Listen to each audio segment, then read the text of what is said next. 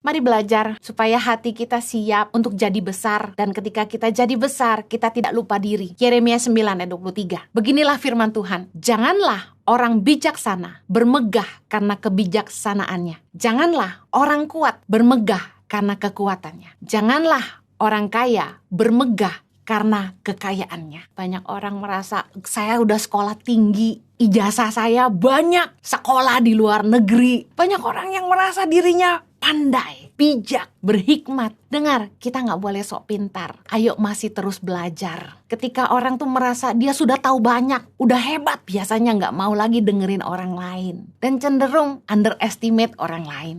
Amsal 3 ayat 7 berkata gini, janganlah engkau menganggap dirimu sendiri bijak, takutlah akan Tuhan dan jauhilah kejahatan. Roma 12 ayat 16 di bagian akhir juga berkata, jangan menganggap dirimu pandai. Saya belajar kita harus cepat mendengar, lambat berkata-kata. Orang yang sombong itu lebih banyak ngomong daripada dengerin orang. Jangan sampai kita bicara tanpa pengertian. Artinya apa? Jangan ngomong kalau nggak tahu apa-apa. Dengar dulu baru bicara. Kalau komentar harus pintar. Amsal 18 ayat 13 bilang gini, jikalau seseorang memberi jawab sebelum mendengar, itulah kebodohan dan kecelaannya. Seringkali itu orang kecepatan ngomong. Orang yang sok pintar itu banyak ngomong gak mau denger. Kalau kita rendah hati, kita mau dengerin orang lain ngomong. Jangan merasa udah paling tahu. Berilah telinga untuk mendengar. Yakobus 1:19 berkata, setiap orang hendaklah cepat untuk mendengar, tetapi lambat untuk berkata-kata. Jangan sok pintar. Ayo mau terus belajar. Kita tuh bisa belajar dari siapa aja loh. Belum tentu orang-orang yang sekolahnya tinggi lebih pintar. Kita kadang-kadang belajar hal-hal yang sederhana itu justru dari orang-orang yang sederhana, yang belajar dari hidup yang nyata. Kalau kita kuat, jangan nindas yang lemah. Roma 15 ayat 1. Kita yang kuat wajib menanggung kelemahan orang yang tidak kuat, dan jangan kita mencari kesenangan kita sendiri. Kalau hari ini Anda kuat, pastikan Anda tidak fokus kepada kepentingan diri sendiri, tapi mulai tolong orang lain yang lebih lemah. Kalau kita mau rendah hati, jangan justru bermegah dengan kekuatan yang kita punya saat ini. Amsal 14 ayat 31 berkata gini, siapa menindas orang yang lemah menghina penciptanya,